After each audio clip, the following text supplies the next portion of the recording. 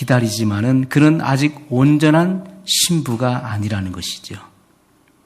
온전한 신부는 성결의 단계에 들어가야 되는 것입니다. 그래야 점도 없고 흠도 없고 죄의 얼룩이나 주름 잡힌 것이 없고 티도 없는 그런 정결한 신부, 바로 그리스도의 장성한 분량에 이르는 자, 그가 주님을 맞이할 수 있는 정결한 신부라는 것입니다. 그래서 그들은 슬기로운 5 처녀에 속하는 자들이에요. 그들은 등과 함께 기름을 준비했어요. 기름이 채워졌기 때문에 예수님께서 공중에 재림에 오실 때 휴거되는 것입니다. 그러나 미련한 5 처녀는 구원받지 못했다는 것이 아니라 구원을 받았지만은 그들은 기름이 채워지지 않았다는 것이죠. 그들은 준비가 되지 않았어요. 그들은 주님의 그 기준에 도달하지 못했어요. 그래서 그들은 남게 된다는 말씀인 것입니다. 2 사람이 밭에서 밭을 갈다가 하나는 데려감을 당하고 한 사람은 남겨둠을 당하고, 2 여자가 집 안에서 맷돌을 갈다가 하나는 데려감을 당하고 한 사람은 남겨둠을 당할 것이라고 말씀하고 있는 이 모든 비유는 예수님의 공중 재림을 의미하는 것입니다. 그래서 준비된 사람은 공중으로 들림을 받는 것이고, 준비되지 않은 자는 이 땅에 남게 되는 것이고 7년 대환란을 통과하게 되는 것임을 말씀하고 있는 것입니다. 그러므로 우리는 준비되지 않으면 안 되는 것이지요. 말씀을 바르게 이해하고 깨닫고 그리고 그 말씀에 부합된 그런 삶을 살아내지 못한다면, 아름다운 열매를 결과하지 못한다면 결단코 다시 오시는 예수님을 공중에서 영접할 수 없게 될 것입니다. 초대교회, 그리스도교회 첫째 되는, 그리고 둘째, 셋째 가는 신조는 겸손으로 전해지고 있습니다. 그만큼 그리스도인들의 중요한 덕목 중에 하나가 성경이 말씀하고 있는 겸손이라고 하는 것입니다. 겸손이라고 하는 말의 의미는 내가 죄 있는 피조물인 것을 깨달아서 교만한 생각을 버리고 낮은 데 처하는 마음가짐을 의미하는 것입니다. 그것이 겸손이에요. 그러므로 신앙은 항상 이러한 마음을 동반하는 것입니다. 예수님께서는 마태복음 11장 29절에 나는 마음이 온유하고 겸손하니 이렇게 말씀하셨어요. 예수님의 마음은 온유하고 겸손한 마음입니다. 겸손한 자에게 진리가 계시되어진다고 분명히 성경은 말씀하고 있어요. 마태복음 11장 25절에 그때 예수께서 대답하여 가라사대 천지의 주제이신 아버지여, 이것을 지혜롭고 슬기 있는 자들에게는 숨기시고 어린 아이들에게는 나타내심을 감사하나이다. 이것이 아버지의 뜻이니이다. 이렇게 말씀하셨어요. 지혜롭고 슬기로운 자들에게는 숨기셨다고 말씀했어요. 스스로 안다 하는 자들, 그 세대 관원들, 성경을 다 안다라고 하나님 아는 것에 높아진 마음을 가진 자들에게는 숨기셨다는 것입니다. 그들에게는 진리가 계시되지 않는 것입니다. 그러나 어린 아이와 같이 아무것도 모릅니다. 주님의 말씀 진리를 알길 원합니다. 갈구하는 자들에게는 진리가 계시됐다는 말씀인 것입니다. 겸손의 마음을 가진 자들에게만 진리가 계시된다는 것입니다. 예수님께서 칭찬하신 사람도 어떤 사람이었습니까? 마음이 가난한 자, 애통하는 자, 이러한 겸비한 마음을 가진 자들이 칭찬을 받았던 것입니다. 우리가 마음이 가난하다는 것은 뭘 말합니까? 이것은요, 나의 할 수 없음을 아는 거예요. 나의 부족함을 철저하게 깨닫고 하나님밖에 나를 도와줄 분이 없다는 사실을 깨닫는 자, 그리고 하나님을 찾는 자가 마음이 가난한 사람이지요. 애통하다는 말은 무엇입니까? 자기의 죄를 통회하는 자를 의미하는 것입니다. 그러한 자들이 긍휼히 여기심을 받는 것이고, 그러한 겸비한 마음을 가진 자들에게 진리가 계시됐다는 것입니다. 요한복음 13장에 보게 되면은 예수님께서는 제자들의 발을 씻어 주셨습니다. 친히 겸손의 모범을 보여주셨어요. 그리고 하시는 말씀이 나는 섬김을 받으러 온 것이 아니라 섬기러 왔다라고 말씀했어요. 그리고 나의 몸도 많은 사람의 대속물로 주기 위해서 이 세상에 왔다라고 예수님은 말씀하셨습니다. 그러면서 예수님께서는 누구든지 크고자 하는 자는 너희를 섬기는 자가 되라 말씀하셨어요. 너희 중에 누구든지 으뜸이 되고자 하는 사람은 저희의 종이 되어야 하리라 말씀하셨어요. 우리는 크길 원하고 으뜸이 되길 원합니다. 그러면서 자존심을 가지고 자기 스스로를 높이려고 하죠. 이것은 세상에서 되어지는 이치인 것입니다. 그러나 하나님의 나라의 이치는 패러독스한 것이죠. 정반대 역설적인 것입니다. 크고자 하는 자는 남의 종이 되어야 된다. 남을 섬기는 자가 되라, 그렇게 말씀했어요. 으뜸이 되고자 하는 자는 남의 종이 되어야 된다. 섬기는 자세로 자기 자신을 낮추지 않는 사람은 결단코 큰 자가 될 수 없다라고 말씀하신 것입니다. 여러분, 사도 바울도 주님의 말씀을 따라 사도들로부터, 주님의 제자들로부터 이 같은 말씀들을 전해 들었지요. 그리고 그는 3층 천에 이르러서 귀한 일들을 경험하고 또 낙원에 이르러서 사람으로서는 가히 이르지 못할 그러한 천국의 비밀들을 깨닫고 돌아왔습니다. 그는 주님의 말씀을 따라 겸손하기를 배웠던 하나님의 신실한 종이었습니다. 모든 그리스도인들이 주 예수님의 겸손의 영을 갖기를 그는 갈망했습니다. 겸손은 주님의 말씀에 순종하는 거예요. 겸손이 무엇이냐라고 했을 때 우리의 실생활 속에서 이 겸손을 적용한다면은 그것은 주님의 말씀에 순종하는 거예요. 하나님 말씀에 내가 순종되어지지 않는다는 것은 교만하다는 것입니다. 말씀에 이유 없이 순종하는 것, 그것이 겸손의 모습이에요. 그리고 절대적인 하나님에 대한 신뢰, 이것이 겸손이에요. 기도하면서도 불안하고 기도하면서도 불신의 마음을 가지고 있는 것은 교만입니다. 하나님 말씀을 믿지 못하는 거예요. 하나님 말씀에 절대적인 신뢰를 두는 자, 그가 겸손한 사람이에요. 그리고 십자가를 지는 것, 내 몫의 십자가를 기꺼이 지고 가는 것, 그것이 겸손한 자의 삶의 모습이라는 것입니다. 이러한 사실을 진리를 통해서 우리에게 증거하고 있는 것이죠. 바울은 모든 그리스도인들이 주님의 마음을 품기를 그렇게 권하고 있는 것입니다. 너희 안에 이 마음을 품으라, 곧 그리스도 예수의 마음이니, 이렇게 말씀하고 있어요. 여러분, 겸손의 모범은 바로 예수님이십니다. 우리가 배워야 될 겸손의 모범은 바로 예수 그리스도시라는 거예요. 그 예수님의 겸손의 모습이 예수님의 생애 속에서 우리에게 보여주고 있다는 것입니다. 예수님의 생애와 교훈을 통해서 우리에게 분명하게 보여주고 있어요.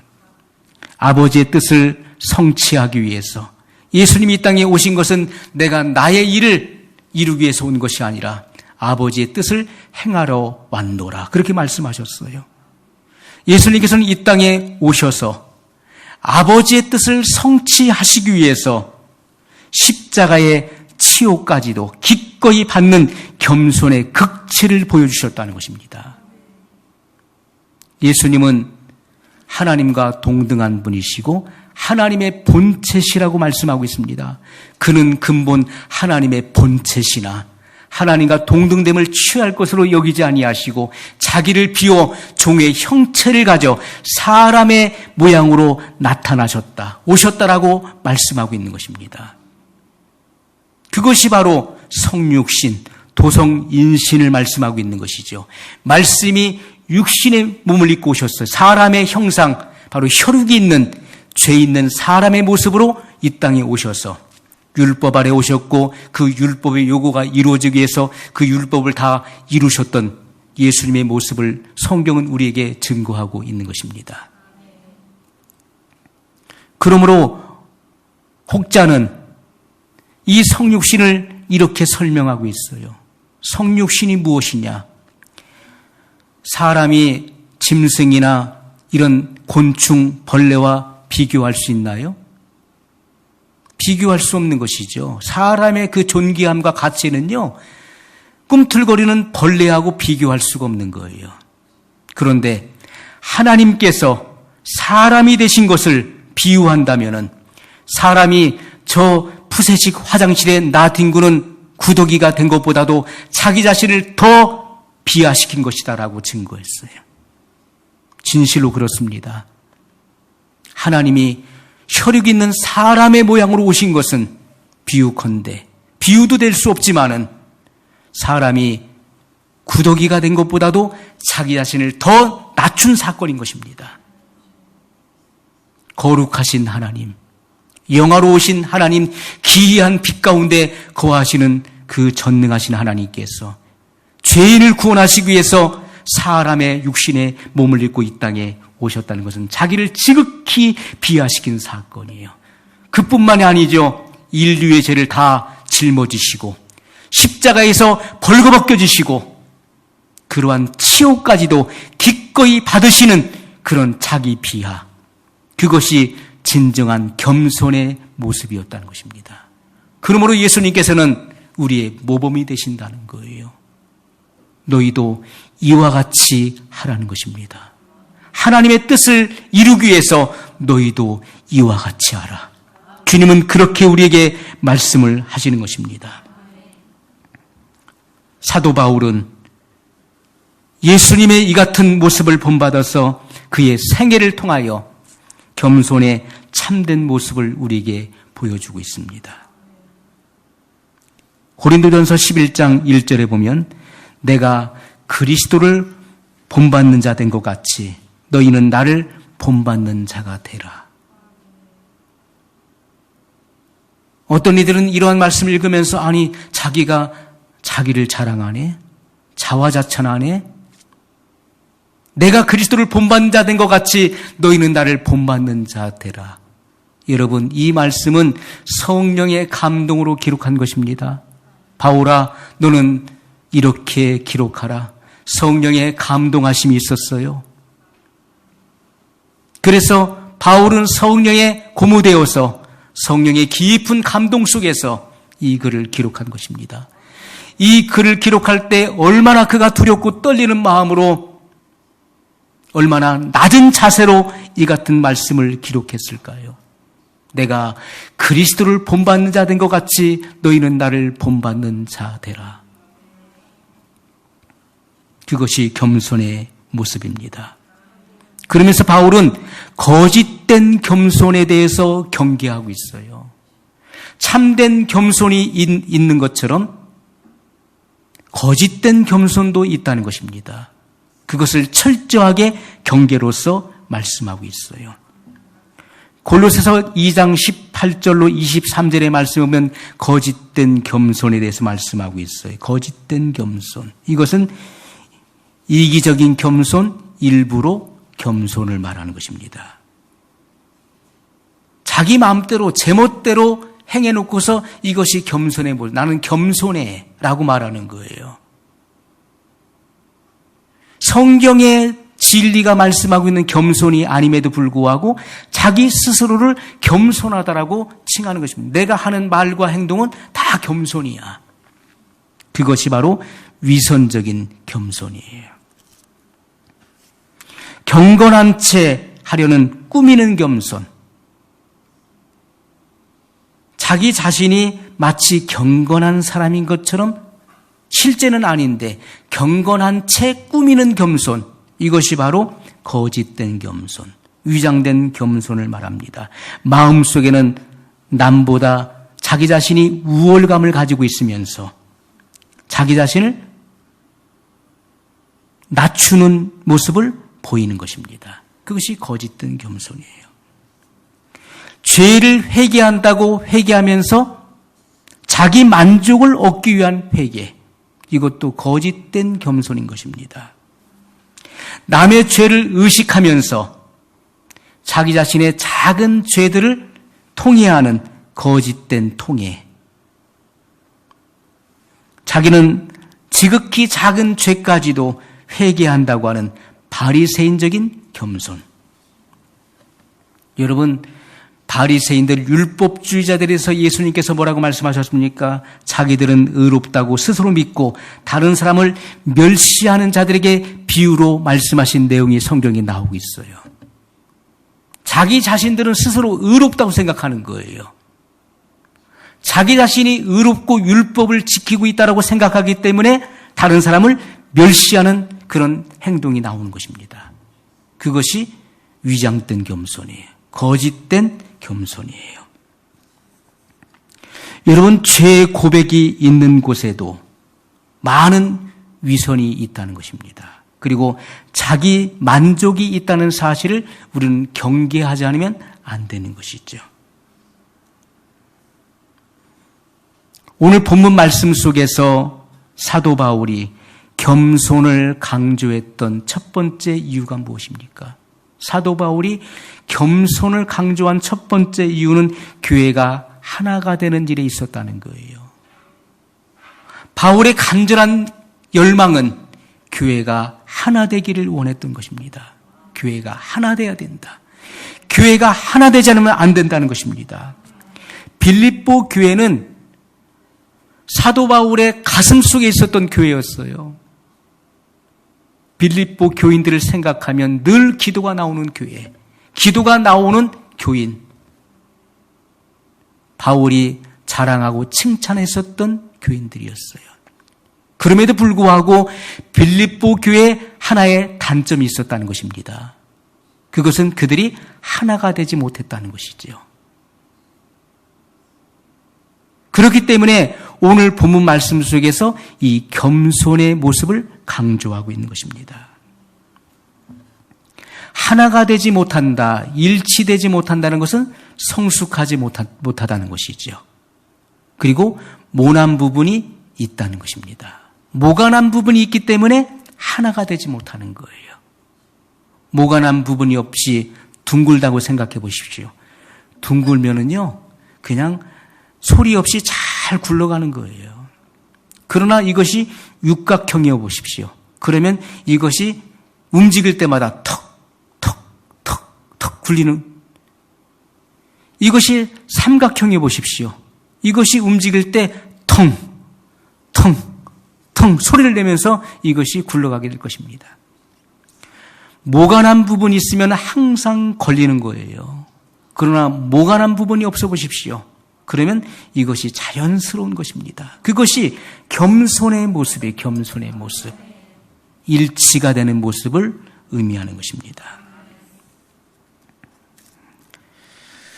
여러분, 이러한 바울의 고민은 빌립보 교회뿐만이 아니었죠. 기독교 2000년 역사 속에서 이러한 고민은 계속되어 왔던 것입니다. 교회가 일치가 되어야 된다는 것은 누구나 다 기도하는 것이고 누구나 다 바라는 것이죠. 그러나 그렇지 못해왔던 모습들을 기독교 2000년 역사가 우리에게 증거해주고 있습니다. 그것이 교회사 속에서 겪었던 시험이었던 것이죠. 요한복음 17장에 보면 예수님의 기도가 나옵니다. 예수님은 자신을 위한 기도가 먼저 나오고 제자들을 위한 기도가 나오고 있어요. 그런데 제자들을 위한 그런 기도의 내용을 보게 되면은 제자들이 하나가 되기를 원하셨던 예수님의 기도가 나오고 있어요. 아버지여, 내가 아버지와 하나가 된 것 같이 저희도 하나가 되기를 원하옵나이다. 이런 기도의 내용이 나오고 있는 것이죠. 예수님을 믿는다는 자들, 그리고 하나님의 자녀들이 하나가 되기를 원했던 것입니다. 아버지와 아들이 하나인 것처럼 모든 성도들이 하나가 되기를 바라셨어요. 그것이 예수님의 간절한 기도 속에 드러나고 있습니다. 오늘 우리는 주님의 기도와 같이 또 사도 바울이 지금 증거하고 있는 것과 같이 교회는 화목해야 돼요. 화목. 교회가 화목하지 않으면 권면할 수 없습니다. 교회가 하나가 될 때 그리스도 안에서 권면을 할 수가 있는 거예요. 성도는 그리스도와 연합해야 되는데 이 연합은 포도나무와 가지의 비유를 통해서 요한복음 15장에 예수님께서 말씀하신 것입니다. 나는 참 포도나무요 너희는 가지니. 가지가 나무에 붙어 있으면 그는 절로 열매를 맺게 된다라고 말씀한 것입니다. 열매를 맺는 비결은 너무나 단순하고 간단한 것입니다. 그것은 가지가 나무에 붙어 있기만 하면 저절로 열매를 맺게 되는 거예요.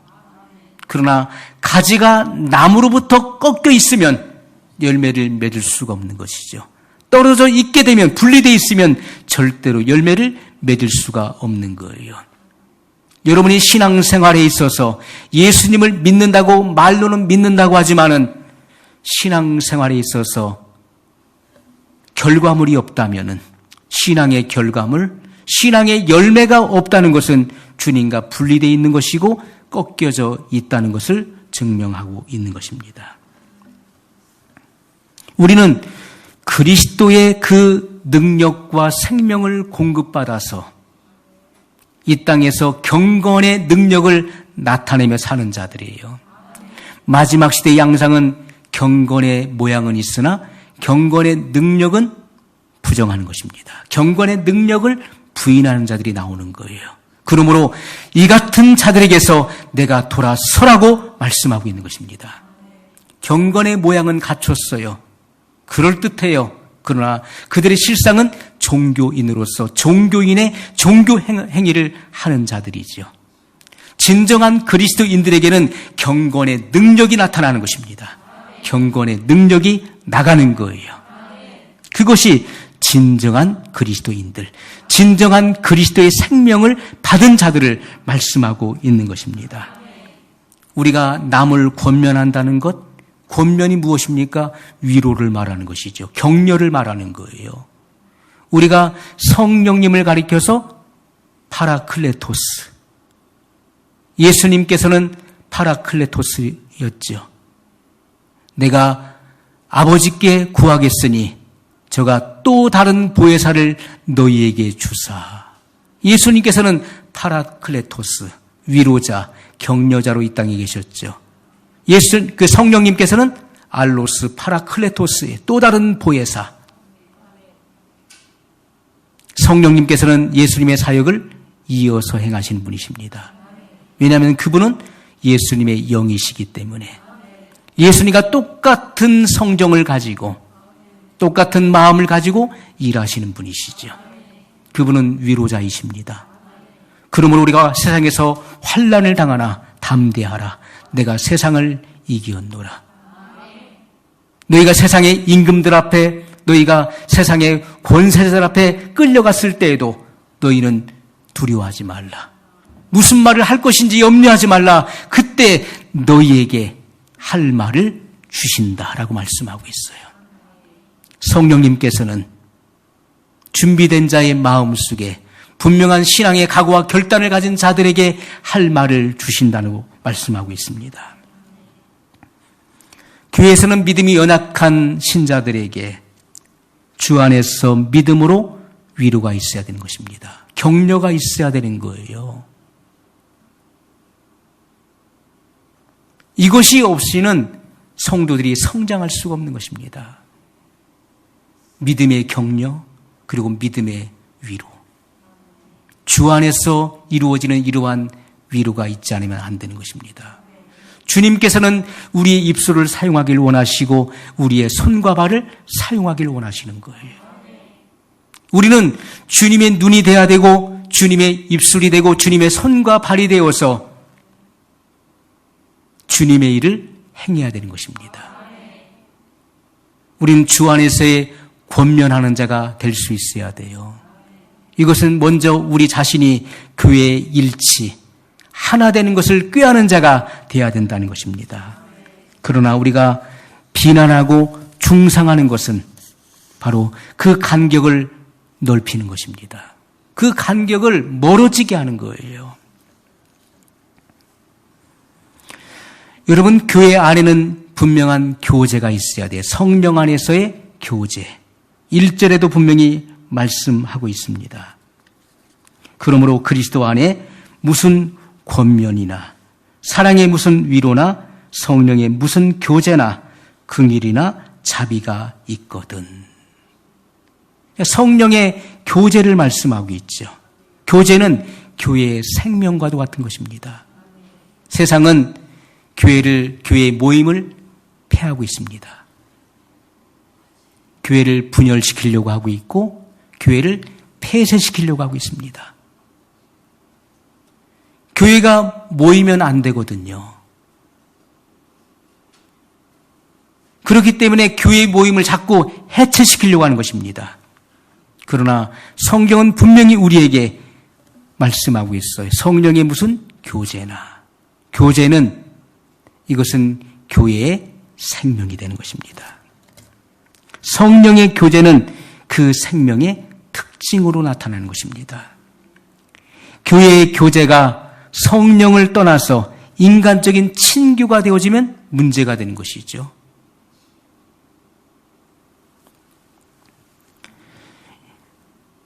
그것은 이미 교회의 사명과 교회의 생명을 잃어버리게 되는 것입니다.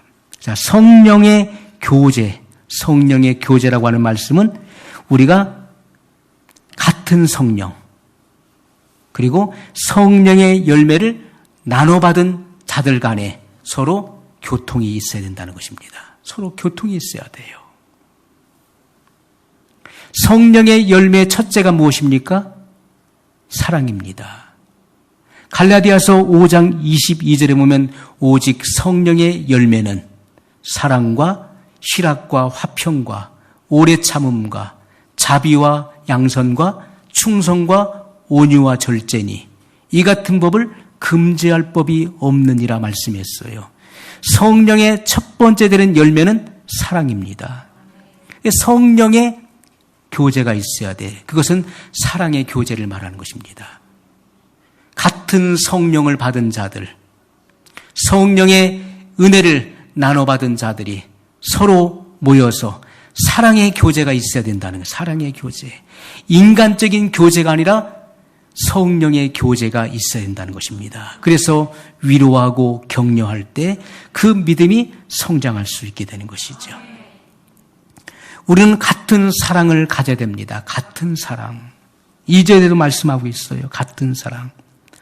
사랑의 대상은 예수 그리스도시라는 거예요. 우리가 다른 것을 사랑하는 것이 아닙니다. 다른 어떤 것을 사랑하는 것이 아니라 사랑의 대상은 오직 예수 그리스도. 그래서 같은 사랑을 가져야 된다는 것입니다. 사랑의 대상이 동일해야 된다는 것입니다. 물론 사랑의 정도는 다를 수 있는 것이죠. 어떤 사람은 예수님을 50% 사랑하는 사람이 있어요. 어떤 사람은 예수님을 70% 사랑하는 사람이 있어요. 어떤 사람은 100% 예수님만 사랑하는 사람이 있어요. 사랑의 정도는 다를 수 있지만은 사랑의 대상은 동일해야 된다는 거예요. 그러므로 같은 사랑을 품어야 된다라고 말씀하고 있어요. 핍박의 시대, 지금은 교회 탄압의 시대를 우리가 만났습니다. 교회 핍박의 시대에 무엇보다 중요한 것이 무엇일까요? 그것은 고난의 의미를 바르게 이해해야 된다는 것이죠. 이 고난이 왜 왔는지를 우리는 이해해야 돼요. 그리고 믿음에 굳게 서야 되는 것이고, 제일 먼저 우리는 일치 협력해야 됩니다. 믿음 안에서 일치 협력해야 돼요. 그리고 믿음의 선한 싸움을 싸워야 된다는 것입니다. 교회가 언제든지 경계해야 될 부분이 있습니다. 2000년 교회 역사 속에서 지금까지도 동일하게 적용되는 말씀이에요. 언제든지 교회가 경계해야 될 것이 있는데, 첫째는 교회 안에서의 분리를 경계해야 돼요. 내부 분열이 일어나게 되면요, 교회는 무너지게 되는 것입니다. 교회 안에서의 분리가 있어서는 안 돼요. 두 번째는 밖에서의 대적의 문제예요. 환난과 핍박의 문제죠. 밖에서의 이런 대적, 핍박에 대해서 선한 싸움을 싸우기 위해서는 내부에 불화가 있어서는 안 되고 대립이 있어서는 결단코 선한 싸움에서 승리할 수가 없습니다. 우리 각자의 신앙을 지켜낼 수도 없는 거예요. 내부에서 불화가 있고 분열이 있어 보십시오. 각자의 신앙이 피폐해지게 되는 것이고요. 신앙을 지켜내지 못하고 결국 무너지게 되는 것입니다. 성도들은 한 마음 한 뜻이 되어서 하나님을 경외해야 돼요. 하나님을 경외하는 것. 그리고 일치된 신앙을 가지고 성령에 의한 형제애를 실천해야 돼요. 우리는 주 안에서 한 형제예요. 주님의 피를 나눈 한 형제요 자매인 것입니다. 이 형제애를 실천하지 않으면 안 된다는 거예요. 넓은 마음을 가지고 보듬어주고 그리고 격려하고 위로하면서 나가야 되는 것이지요. 그러한 일치된 마음이 있지 않으면요, 그 교회는 얼마 못 가서 분열되고 무너지고 말 것입니다. 그러므로 이러한 내적인 강화, 그리고 핍박자에 대한 의연한 태도, 이것은 바로 핍박 중에 승리의 비결이 되는 필수 요건이 될 것입니다. 자, 3절의 말씀에 보면 우리가 취해야 될 신앙적 태도는 자기보다 남을 낮게 여겨야 된다라고 말씀했어요. 아무 일이든지 다툼이나 허영으로 하지 말고 오직 겸손한 마음으로 각각 자기보다 남을 낮게 여기고, 남을 낮게 여기라는 거지. 상대방을 존중하고 높이는데 다툼이 있을 수 있겠습니까? 상대방을 내 아래 두려고 하니까 문제가 생기는 것이죠. 남을 쉽게 생각하고 남을 자기 밑으로 생각하기 때문에 문제가 생기는 것입니다. 그러나 오늘 성경의 말씀대로 다른 사람을 나보다 낮게, 높게 여긴다면은, 존중한다면은 결코 불안은 있을 수가 없는 것이죠. 그것이 바로 겸손의 마음이에요.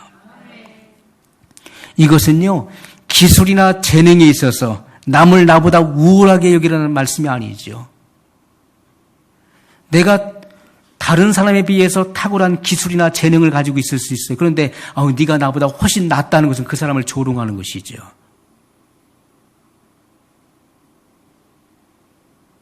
내가 어떤 타고난 재능이 있고 그리고 배워서 익힌 기술이나 재능이 있음에도 불구하고 네가 나보다 훨씬 나 하는 것은 그 사람을 모욕하는 것이죠. 그것을 말하는 것이 아닙니다. 이것은 영혼의 성결 문제에 있어서 다른 사람을 낮게 여기라는 거예요. 자기 자신은 자기 자신을 볼 수 없는 것입니다. 내가 나 자신을 정확하게 평가할 수 없는 거예요. 그래도 저 사람보다는 내가 더 낫지.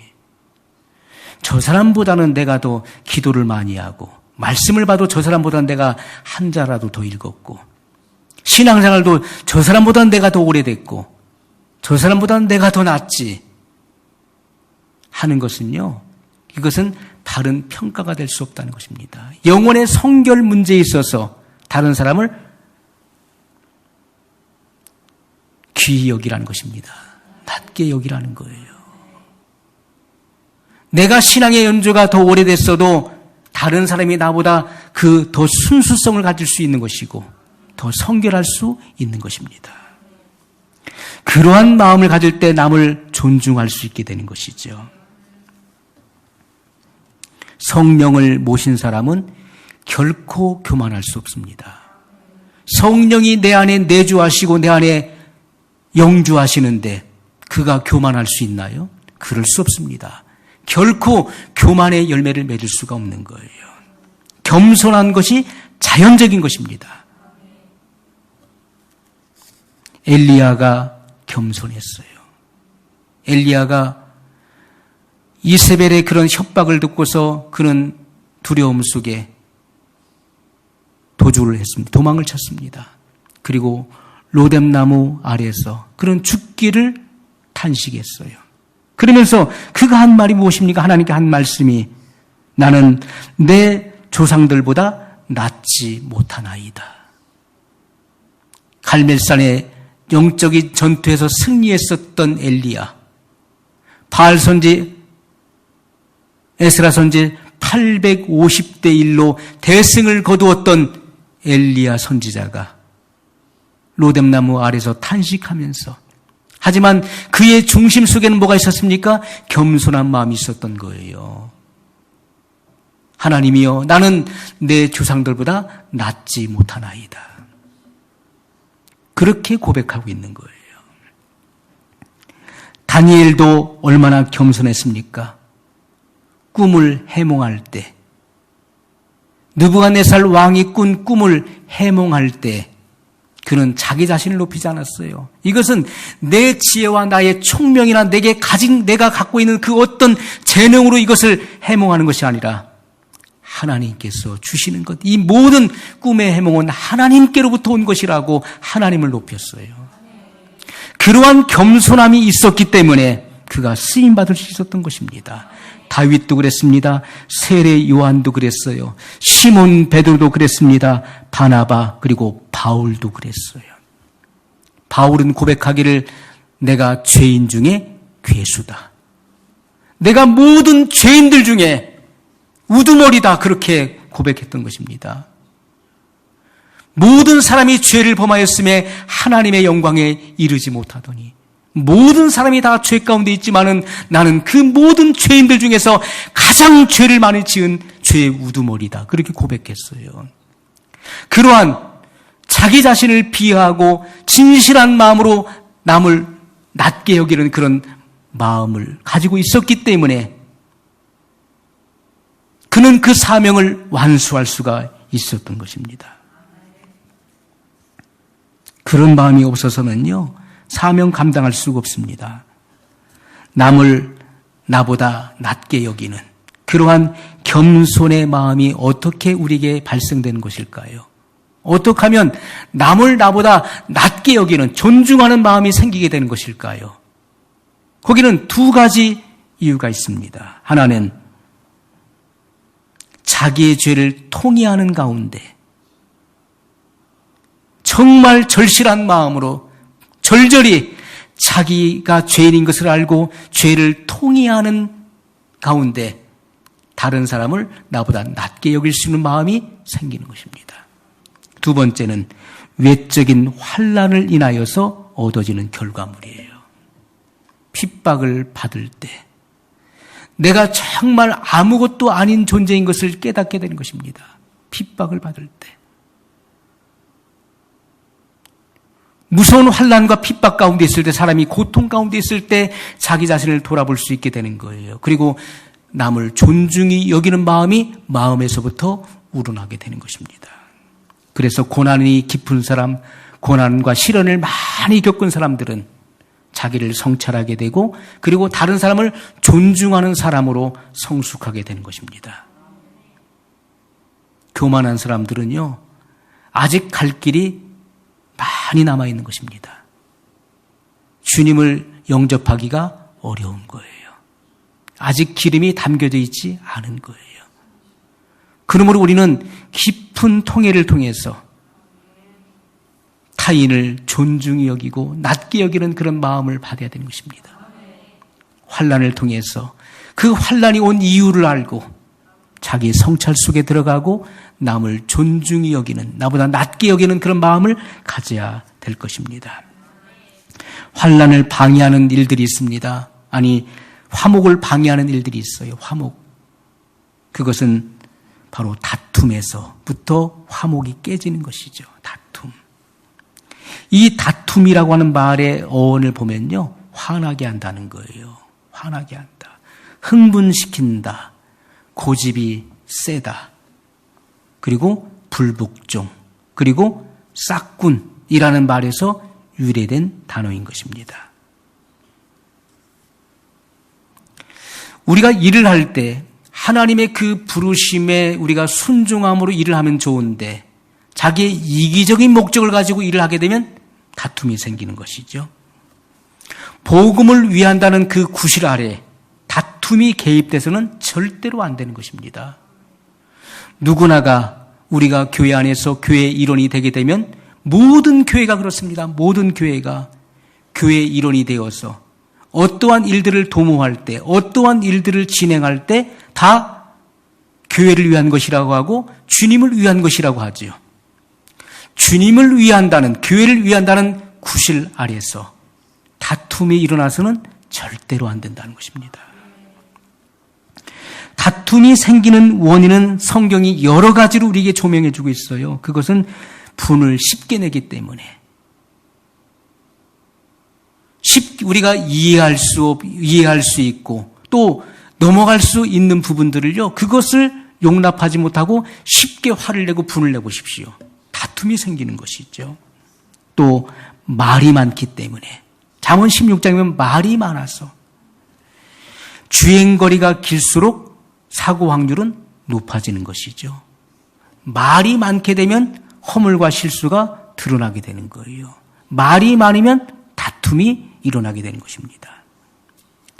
미움으로 인해서 타인을 미워하는 마음이 있으면 다툼이 일어나게 돼 있어요. 그것을 감추고 있지만은 그러나 결정적인 순간에 그 미움의 요소가 드러나게 되는 것이죠. 그래서 다툼이 일어납니다. 또 교만해서 마음이 교만하면 다툼이 일어나요. 또 물질로 인해서 다툼이 일어났던 일들이 많이 있습니다. 이삭이 그러한 일들을 많이 겪었어요. 또 아브라함의 양떼를 맡은 목자, 그리고 조카 롯의 양떼를 맡은 목자들 간에 그러한 물질로 인해서 서로 다툼이 일어났던 사실을 우리에게 보여주고 있습니다. 물질 때문에 다툼이 일어날 수 있습니다. 입술이 밀어내서 다툼이 일어난다고 말씀하고 있어요. 또 허영심, 오늘 3절에도 말씀하고 있죠. 허영심. 허영심이 뭡니까? 헛된 영광을 꿈꾸는 것이죠. 그리고 자기 기만을 말하는 거예요. 자기 자신이 남에게 비천하게 보이지 않기 위해서, 무시당하지 않게 하기 위해서 잘난 체하는 것을 의미합니다. 또 자기 이상으로 보이려고 하고 자기보다도 자기를 포장해서 크게 보이려고 하는, 분수 이상으로 보이려고 하는 거칠애, 이것이 바로 허영의 마음이에요. 사람의 마음의 동기가 잘못되면요, 관계가 깨지는 것입니다.